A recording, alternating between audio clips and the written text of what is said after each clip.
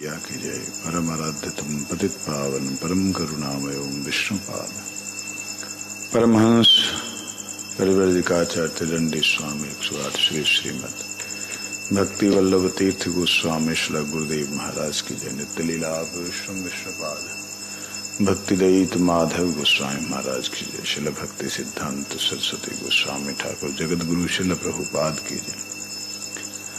सारस्वत गौड़ी आचार्य गुरुवर्ग वृंद की जय। रूपानु गुरुवर्ग वृंद की जय। जय श्री रूप सनातन भट्ट रघुनाथ श्रीजीव गोपाल भट्टदास रघुनाथ छड़ गोस्वामी प्रभु की जय। नमाच हरिदास ठाकुर की जय। श्री गिरिराज गोवर्धन की जय। जय तत्व संदर्भ की जय। जय परम करुणामय श्रीजीव गोस्वामी प्रभुपाद की जय। गौर प्रेमानंदे हरि हरि।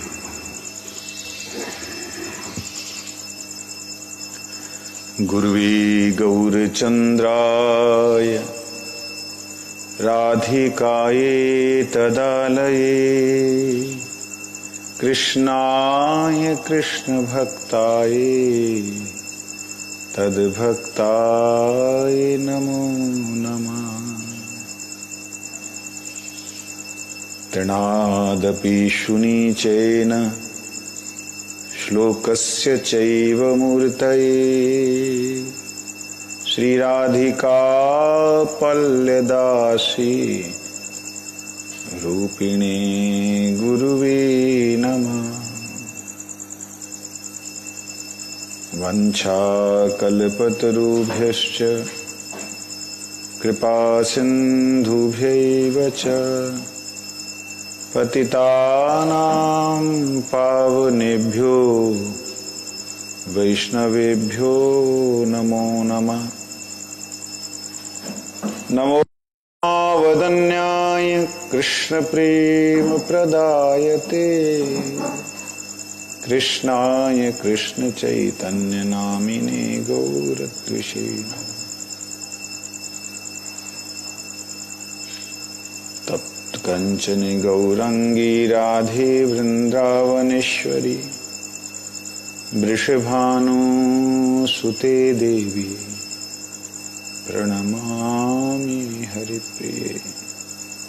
हे कृष्ण करुणा सिंधु दीनबंधु जगतपते गोपेश गोपिका कंत राधा कंत नमस्तुते। वृंदायै तुलसी देव्यै प्रियायै केशवस्य च कृष्ण भक्ति प्रदे देवी सत्यवत्यै नमो नमः।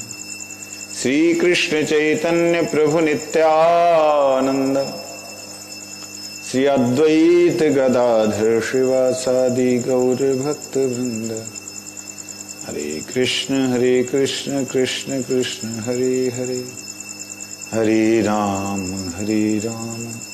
राम राम हरे हरे। भूमस्वकलितपादानां भूमिरेव अवलम्बनम् त्वय्यजातयपराधानां त्वमेव शरणं प्रभु त्वमेव शरणं प्रभु त्वमेव शरणं प्रभु। गुरुदेव परम गुरुदेव प्रभुपाद की जय।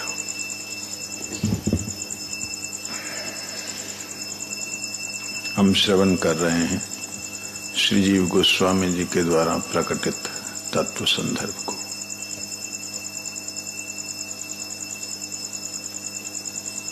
जिसमें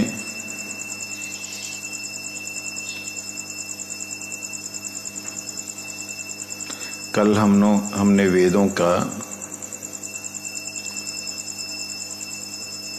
एक पक्ष श्रवण किया। वो ये कि अगर इस संसार में कोई प्रमाण है तो वो वेद ही प्रमाण है, और जो इतिहास इत्यादि पुराण हैं, पुराण इतिहास, इनको किस तरीके से लेना चाहिए। कहते हैं ये अगर अपौरुषेयत्व का पक्ष,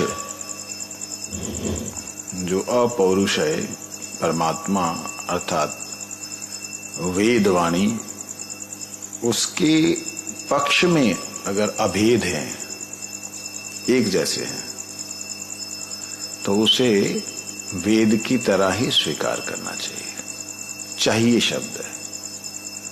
कोई नहीं करे तो आपको वेद से ही प्रमाण देना होगा। मतलब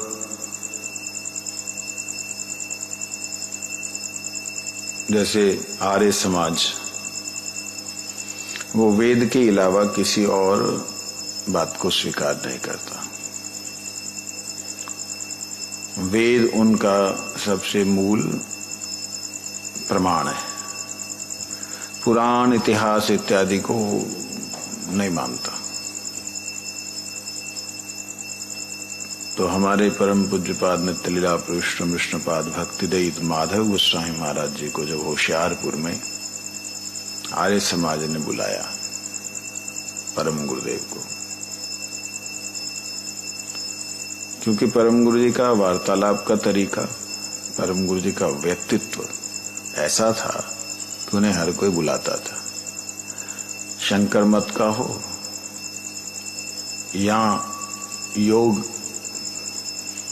मत के हो या सर्वधर्म सम्मेलन हो, तो इतना उनका सुंदर स्वरूप था, व्यवहार था, वार्तालाप था, व्यक्तित्व था। तो उन्हें बुलाया गया और निवेदन किया गया कि महाराज श्री, आपसे निवेदन है कि आप वेद के अलावा कोई प्रमाण नहीं देंगे, वेद की ही बात करेंगे। ठीक है, वेद की बात कर लें। गए वहां और जा करके उन्होंने वेद के जो मंत्र हैं उनका स्वस्ति वाचन करके, मंगलाचरण स्वस्ति वाचन करके, तब गुरु महाराज जी कहते हैं, परम गुरुदेव, तद विष्णु ओम तद विष्णु परमं पदम सदा पश्यन्ति सूरयः दिवि विचक्षुराततम्। वेदवादीगण इस श्लोक का अर्थ नहीं जानते, इस मंत्र का अर्थ। हम तो श्लोक शब्द बोल देते हैं, वहां वेद मंत्र होते हैं, वेद श्लोक नहीं होते। इस मंत्र का अर्थ वेदवादीगण नहीं जानते, जो वेद को लेके वाद करते रहते। वाद मतलब संवाद, विवाद, ये जो करते रहते वो लोग नहीं जानते। वैष्णव लोग इसका अर्थ करते हैं कि जो परतत्व है वो सर्वव्यापक होने के बावजूद भी एक जगह अवस्थित है। कैसे अवस्थित है? तद बोलने का मतलब वह, वो जो है, वो विष्णु, तद विष्णु, मतलब दिखलाया जा रहा है कि वो देखो, वो विष्णु। और उनके चरण कमल पद, परम पदम। अच्छा, परम पद, पद शब्द का मतलब पदवी से भी होता है।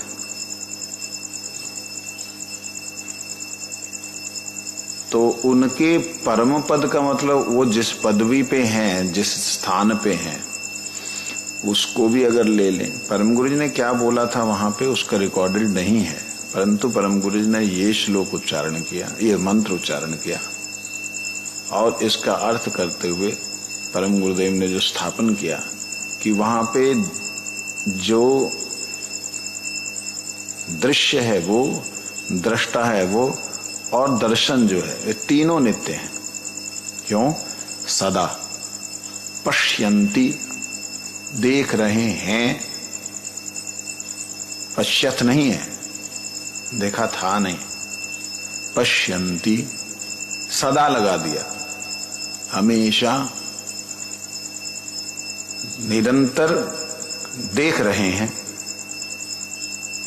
सदा पश्यन्ति, निरंतर देख रहे हैं। कौन? सूर्यो, सूर्यो का मतलब देवता लोग होता है, लेकिन सूर्य देवता लोग नहीं माना जाएगा। सूर्यो का मतलब भक्त लोग। कैसे? दिव्य दिव्य नेत्रों के द्वारा, चक्षुर राततम। राततम का मतलब फिर दोबारा से आ गया, दिव्य नेत्रों से निरंतर उस परम पद का दर्शन कर रहे हैं भक्त लोग। इस प्रकार से इसका अर्थ होगा। अब इसमें बताइए विष्णु नित्य है कि नहीं? परम गुरु ने उसको स्थापन किया, वो लोग मान गए कि वो तो निराकार मानते हैं, कोई भी आकार नहीं है, अग्नि ही आकार है। फिर तस्य ना तस्य प्रतिमा अस्ति, इसका भी अर्थ किया। जिसका नाम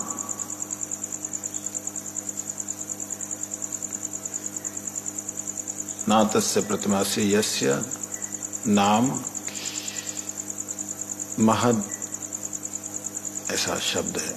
जिसका नाम महद है उसका कोई रूप नहीं है, ऐसा बोलते हैं। परम गुरु जी कहते हैं यहां पे जब वो है ना तस्य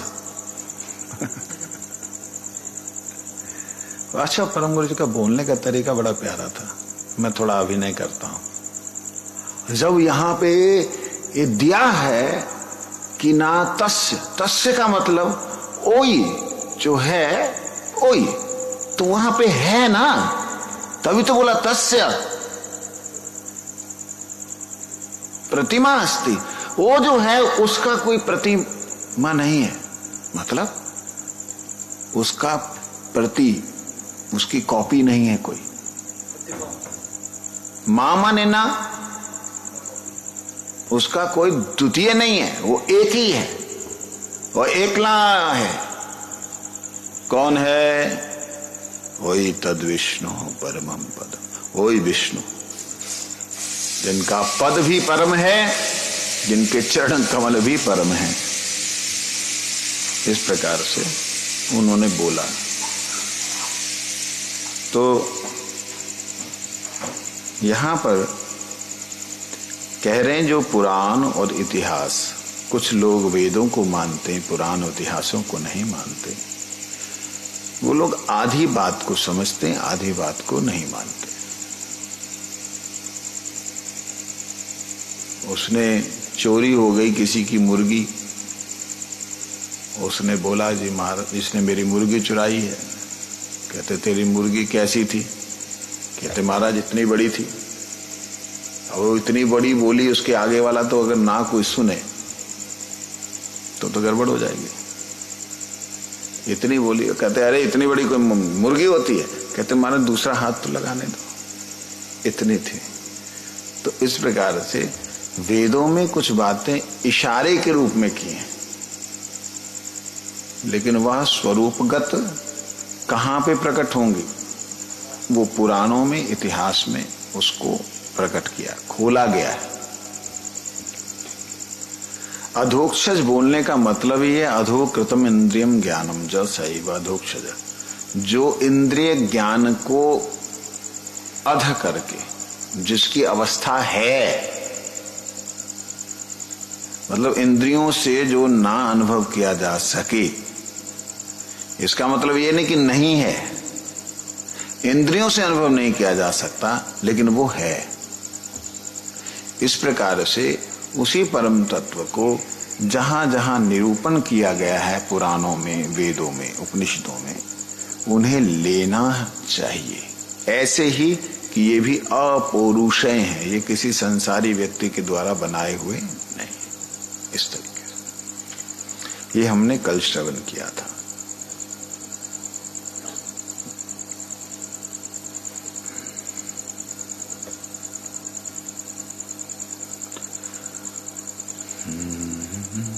एवं व अरेयस्य महतो भूतस्य निश्वसिताम् एतद् यदृग्वेदो यजुर्वेद सामवेदो अथर्वंगिरसः इतिहास पुराणम बृहन् आरण्यकोपनिषद इत्यादि ना ये बृहन् आरण्यक उपनिषद जो है, बृहद आरण्यक उपनिषद, ये वेद के अंतर्गत आती है। तो उसके अनुसार यहां कहते हैं ऋग्वेद, यजुर्वेद, सामवेद, अथर्ववेद, इतिहास एवं पुराण, यह समस्त ही पूर्व सिद्ध विभू रूप परमेश्वर के निश्वास स्वरूप हैं। अर्थात ये सब शास्त्र निश्वास के तुल्य अनायास ही उनसे निर्गत हुए। अब सारे पुराण कैसे परमात्मा से निकले? वो तो अलग अलग ऋषियों के वार्तालाप हैं, उनको आप कैसे कहते? वेद भी तो सारे वार्तालाप हैं, उन्हें फिर कैसे कह देंगे? ये बात मैंने कल परसों बतलाई थी कि अ आ क ख ग ये मनुष्यों को जो प्राप्त हुआ ये ऋषियों से प्राप्त हुआ, ऋषियों को प्राप्त हुआ ये परमात्मा से प्राप्त हुआ। अगर नहीं होता तो ये ची ची ची ची करते रहते, चू चू चू हम करते रहते। जो हम लोग इतना ये घाटा घाटी इधर उधर श्लोकों को बोल रहे हैं, बना रहे हैं शब्दों का, ये कारण इसका है स्वर और व्यंजन। ये स्वर और व्यंजन ही परमात्मा से हुए। इस बात को सिद्ध किया श्री जीव गोस्वामी जी। कैसे किया? हरि नाम अमृत व्याकरण। जो हरि नाम है वो व्याकरण है, हरि नाम का अमृत, हरि नाम ही व्याकरण है, व्याकरण ही हरि नाम है। जो व्याकरण है वो हरि नाम से बाहर नहीं है, मतलब हरि नाम से ही सारे का सारा स्वर और व्यंजन प्रकट हुए। इस प्रकार से उन्होंने सिद्ध किया।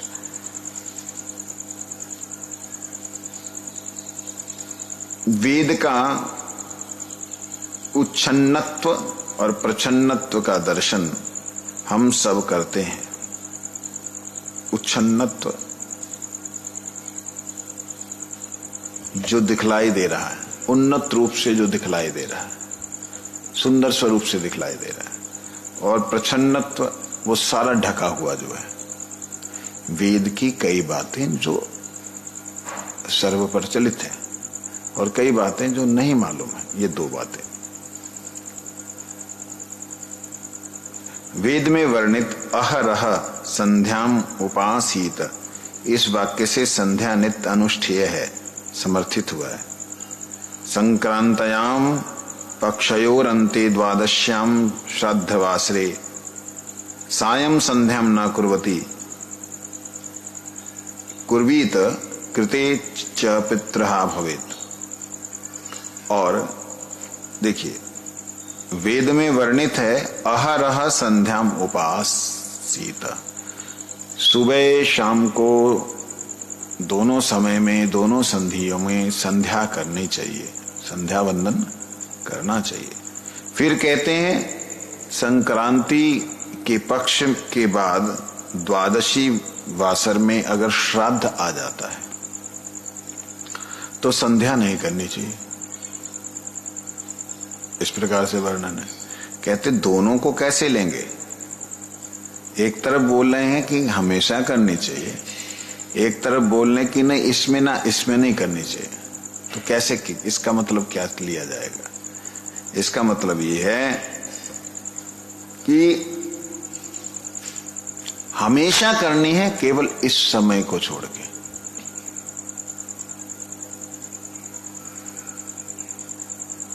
तो उसका मतलब हमेशा करनी है, ये जब बोल दिया तो बीच में समय को छोड़ के क्यों आएगा? जब हमेशा आया क्यों आएगा? कहते यही बात को समझना चाहिए। वेद में एक बात कही, पुराण में उसका निराकरण दिया है। हमेशा करनी चाहिए वो सही है, इसको छोड़ के, मतलब बाकी समय। इस प्रकार से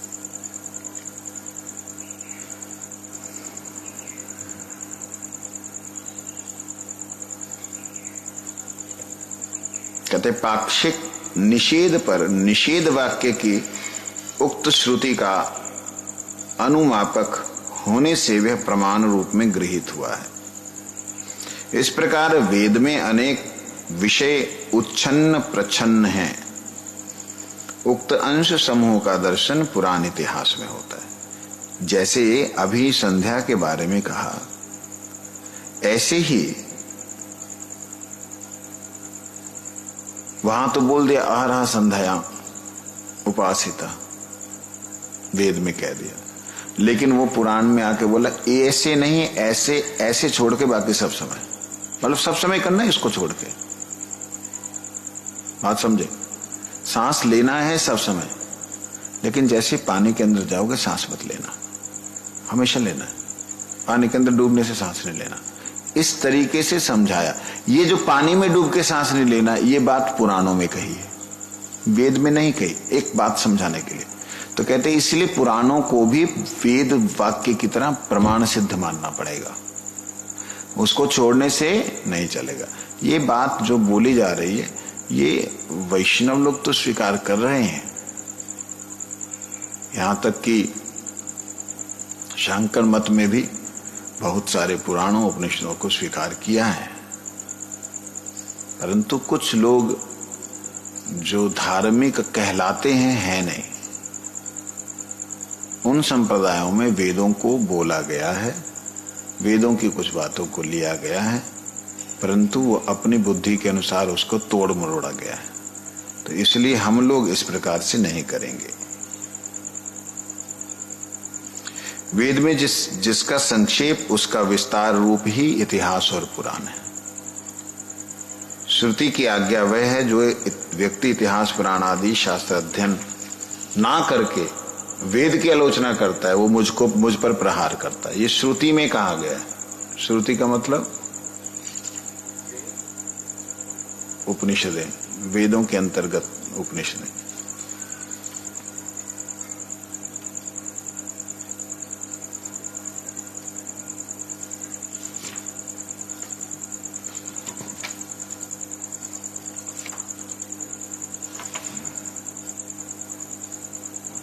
ये 12वां श्लोक यहाँ पे समाप्त होता है। अतैव स्कंध प्रभास खंडे पुरा तपश्च चरोग्र उग्रम राणाम पितामह आविर्भूतस्ततो वेद सषडंग पदक्रमा तत पुराणमखिलं सर्वशास्त्रमयं ध्रुवम् नित्यशब्दम् अयं पुण्यं शतकोटि प्रविस्तरं निर्गतं ब्रह्मणो वक्त्रास्तस्य भेदान् निबोधत ब्राह्यं पुराणं प्रथमम् इत्यादि।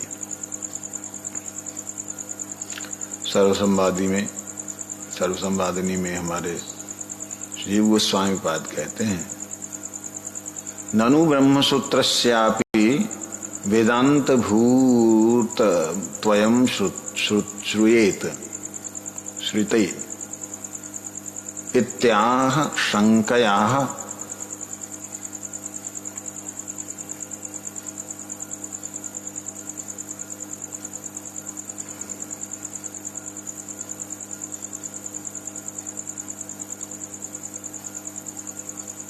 किंचत्यांत इति श्री भागवत स्वरूप ज्ञाने प्रमाणंतम अंतरमाह एव स्कंध इति यत्र इत्यादि कंच पद्यम तथा मातस्यैवं गेयम्।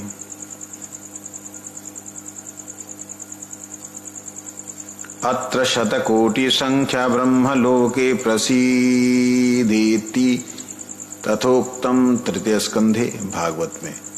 ऋग यजु साम अथर्वाख्यान वेदान पूर्वा आदिर्भिर्मुखे इत्यादि प्रकरणे इतिहास पुराणानि पंचम वेदम ईश्वरः सर्वेभ्य एव वक्तृभ्य ससृज्ये सर्वदर्शन भागवत में वर्णन है। अपि चात्र साक्षात् देव वेद शब्द प्रयुक्त पुराणे इतिहासयो, अन्यत्र भी कहा गया है। पुराणं पंचमो वेदः, इतिहासः पुराणंश्च पंचमो वेद उच्यते। वेदाध्ययनं वेदाध्यापनायामास महाभारतः पंचवान् इत्यादो। अन्यथा वेदान इत्यादावपि पंचमत्वं नावकल्पते। समान जातीय निवेशितत्वात् संख्या। भविष्य पुराण में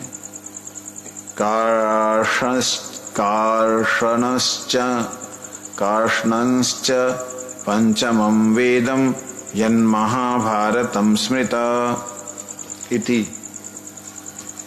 ये 13वां मंत्र पढ़ रहे हैं हम लोग। तथा च सामकोथुमीय शाखायां, छांदोग्य उपनिषद ऋग्वेद में कहते हैं।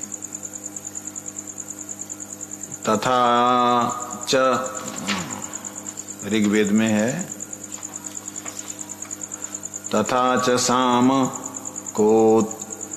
कौथुमीय शाखायां,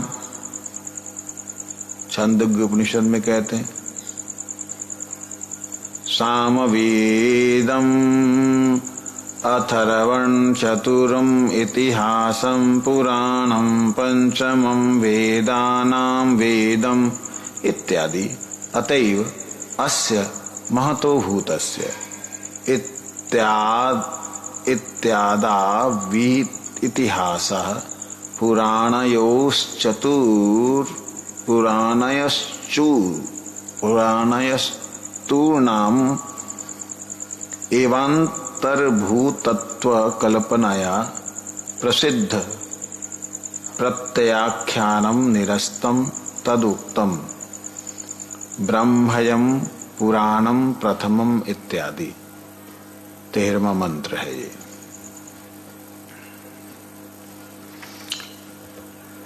आइए पढ़ते हैं।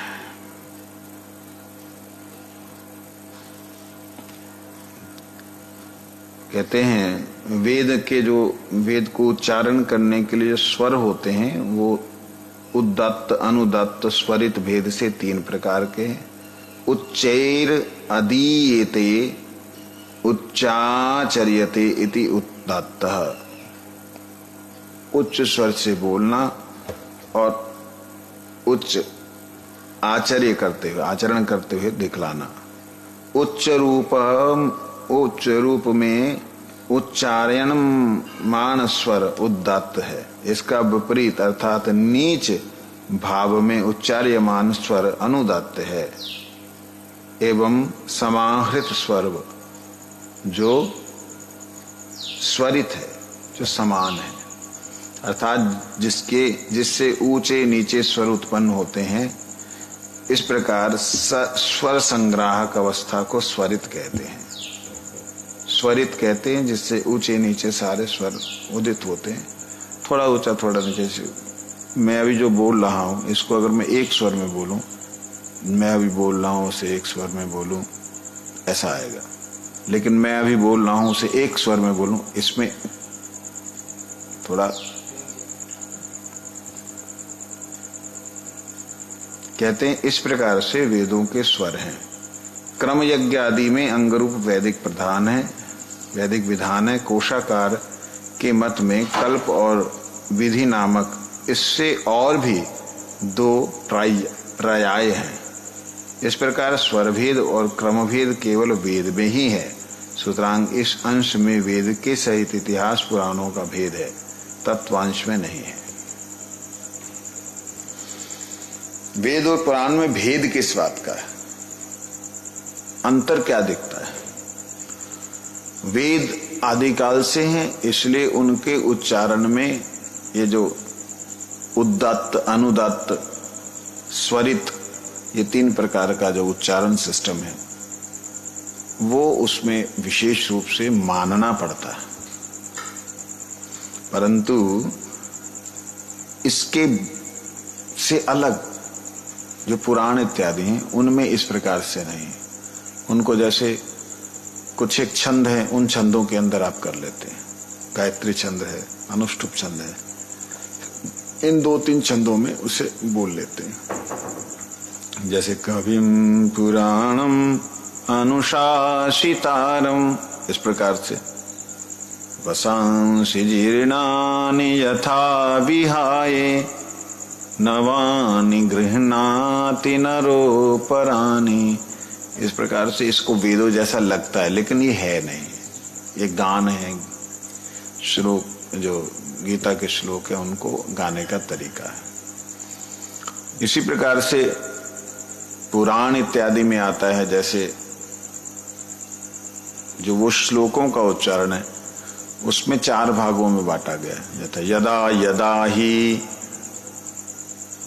धर्मस्य, यदा यदा ही धर्मस्य ग्लानिर्भवति भारत अभ्युत्थानम अधर्मस्य तदात्मानं सृजाम्यहम्। इस प्रकार से तो ये गाने में बोलने में एक अलग इसका तरीका है। कहते यही भेद है, बस सिर्फ इतना ही भेद है, सिद्धांत में कोई भेद नहीं, क्योंकि पुराण भी उसी परम पुरुष की ही वंदना कर रहे हैं।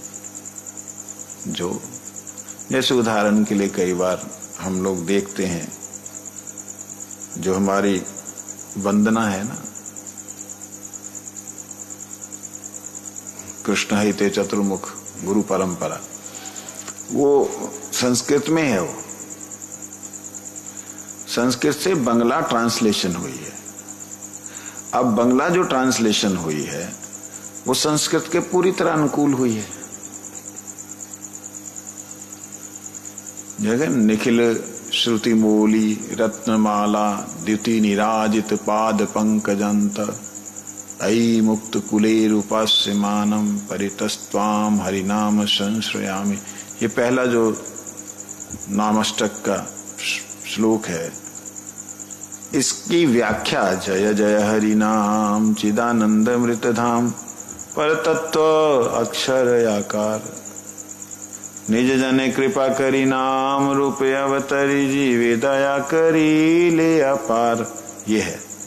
तो कहने का अभिप्राय, जो श्लोक उच्चारण करने का तरीका है, जो कीर्तन गाने का तरीका है, दोनों में अंतर दिखता है। इसका मतलब ये नहीं कि जय जय हरि नाम निखिल श्रुति मौली रत्नमाला के विपरीत है, जहां वो नहीं है, वही है। समझे? वही है। इस प्रकार से यहां पे कह रहे हैं कि जो वेद शब्द हम लोग प्रयोग करते हैं, जहाँ वेद के बारे में हम लोग जानने की कोशिश करते हैं, जहाँ वेद के मंत्र उच्चारण में उदात्त, अनुदात्त और स्वरित जो हमारे शब्द प्रयोग किए जाते हैं, इसका मतलब उनका उच्चारण का तरीका और श्लोक जो कि हमारे पुराण इतिहास में वो उच्चारण का तरीका अंतर होने पे भी तत्वता एक ही सिद्धांत है, एक ही माना जाएगा। इसको अलग नहीं मान सकते। एक बार गुरु महाराज ने बोला था हम लोगों को, वो कृष्ण हिते चतुर्मुख है ना, इसको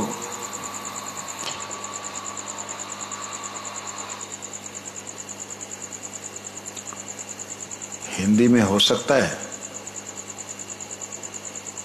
मतलब उसको हिंदी में हो जाए तो लोगों को सुविधा होगी।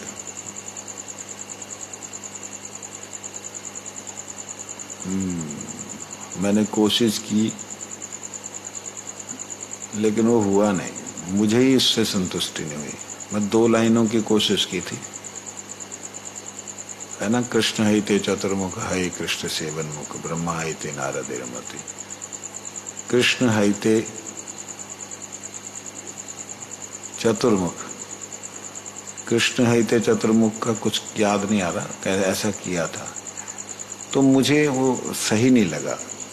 जब गुरुजी ने इस प्रकार से 2-1 बार बोला तो गुरु से प्रार्थना की, महाराज जी ऐसा होगा कहते नहीं, इसमें छंद देखना होगा। वो तो मुझे पता ही नहीं था छंद किसे कहते हैं।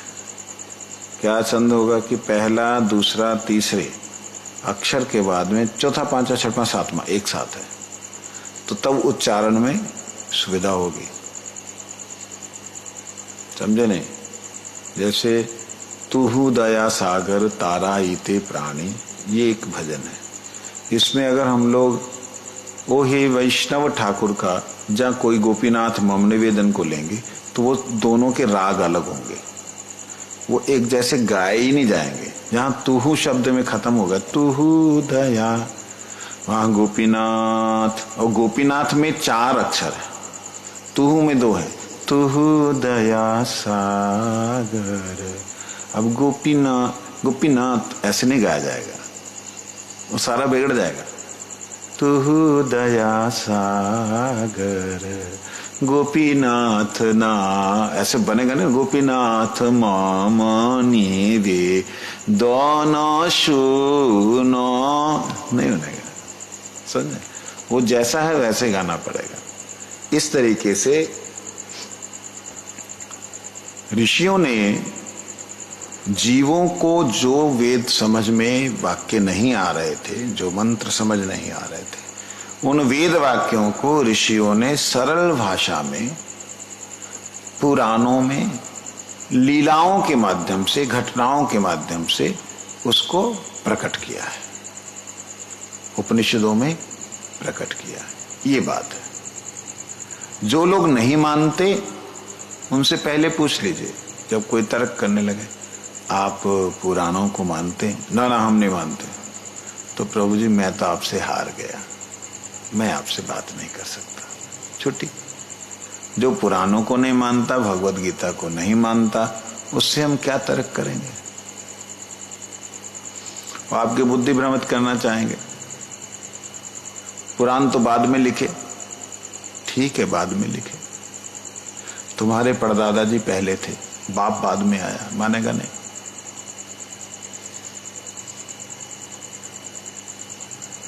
गर्ग हो तुम,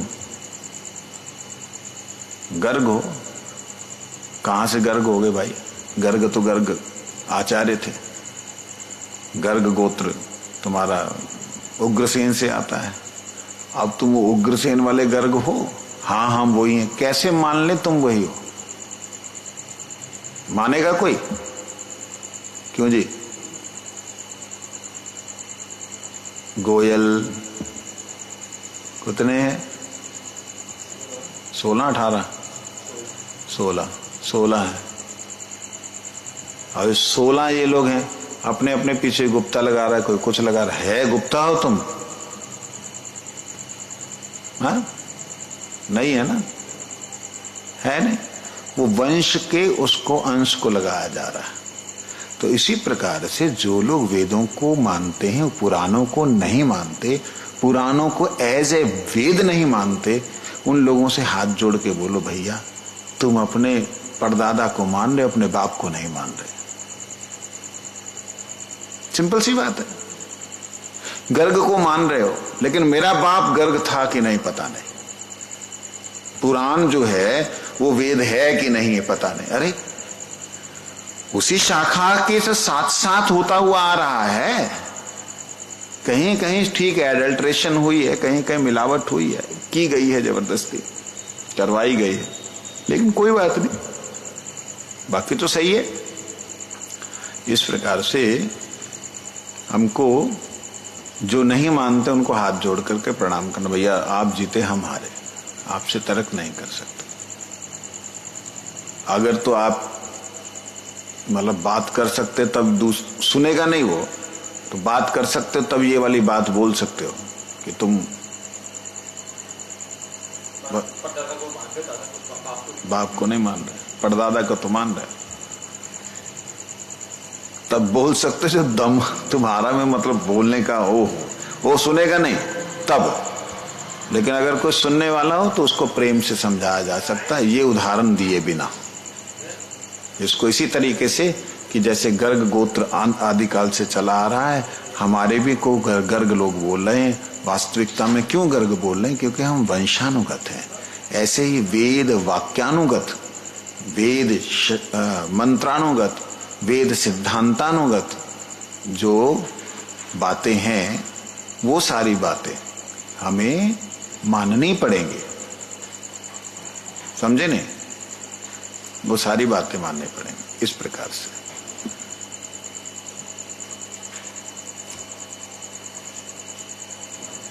यहां कहते हैं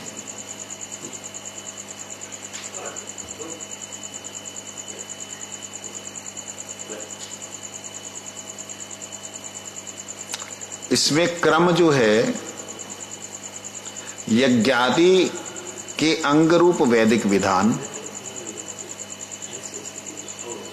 कोशकार के मत में कल्प और विधि नामक इसके और भी 2 पर्याय हैं।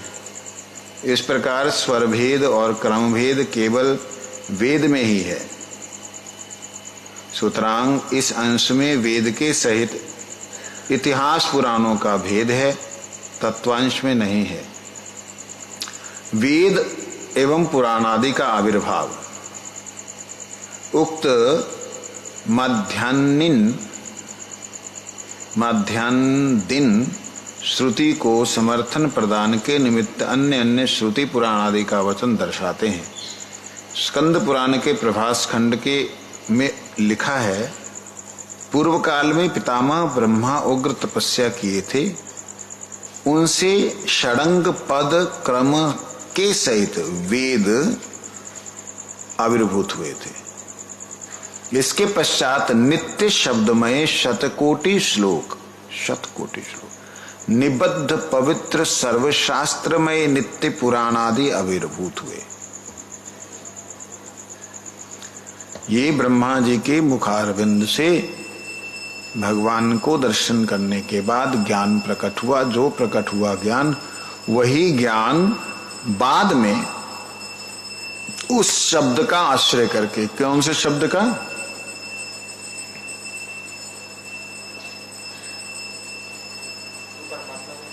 वेदों, वेद शब्द का आश्रय करके 100 करोड़ श्लोकों के द्वारा सारे शास्त्र पुराण आदि प्रकट हुए। और सारे शास्त्र पुराण इत्यादि को क्या बोला जाएगा? क्योंकि सारे शास्त्र पुराण आदि तो अलग अलग पुराण में अलग अलग जो है सृष्टि करता है। सूर्य ने ही एक बार जो है वो जन्म दिया, स्थिति की, नाश किया। वही एक तरह से ब्रह्मा विष्णु महेश का कारण दिखता है। हाँ।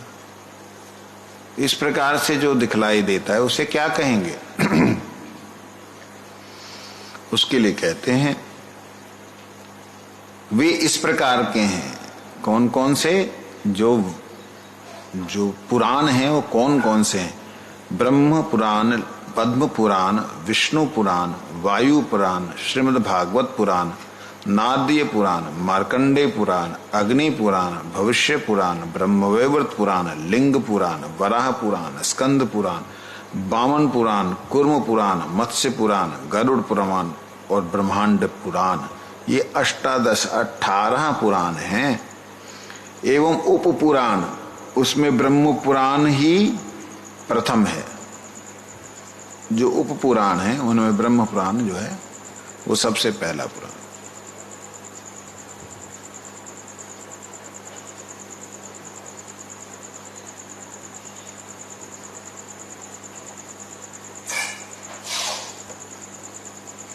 ब्रह्मलोक में ये सब पुराणस्थ श्लोक संख्या 100 कोटि है। ये जितने पुराण 18 बोले गए, ब्रह्मलोक ब्रह्मा जी के पास में इसकी जो संख्या है वो 100 करोड़ की है, श्लोकों की संख्या। ठीक है, हमारे पास 2-3 लाख आई है नीचे, इससे ज्यादा नहीं आई। श्रीमद् भागवत के 3 स्कंद में वर्णित है, चतुर्मुख ब्रह्मा निज पूर्व आदि मुख से क्रमशः ऋग यजु साम अथर्व को प्रकाश किए थे। अनंतर उन सर्वज्ञ ईश्वर ने जिन समस्त मुखों से इतिहास पुराणात्मक पंचम वेद का आविर्भाव कराए थे, 5वां वेद उनसे प्रकट हुआ था।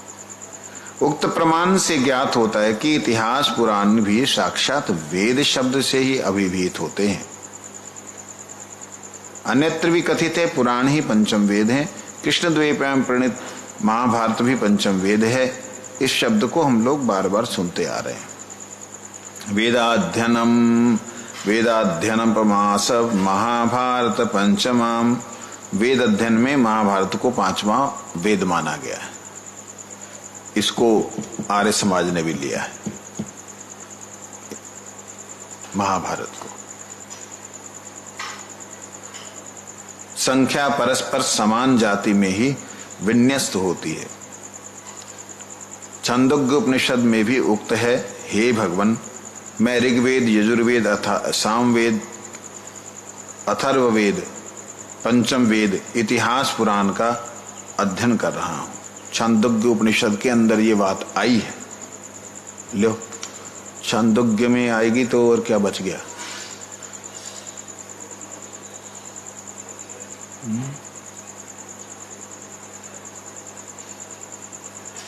छांदोग्य उपनिषद में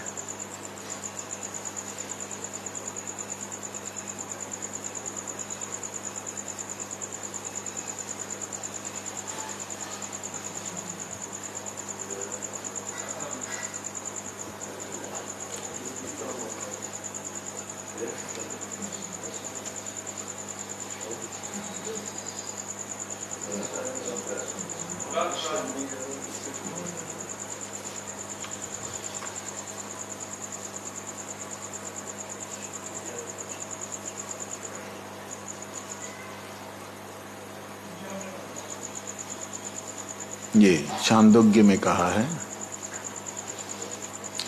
ऋग्वेदम भगवतो ध्येयम, यजुर्वेदम सामवेद अथर्वणम, चतुर्थम इतिहासम पुराणम, पंचम वेदानाम वेदम। ये छांदोग्य उपनिषद का मंत्र है। इस प्रकार से वर्णन है। वंशा कल्पतरुष्कृपा सिंधु पतितानां पावनेभ्यो वैष्णवेभ्यो नमः।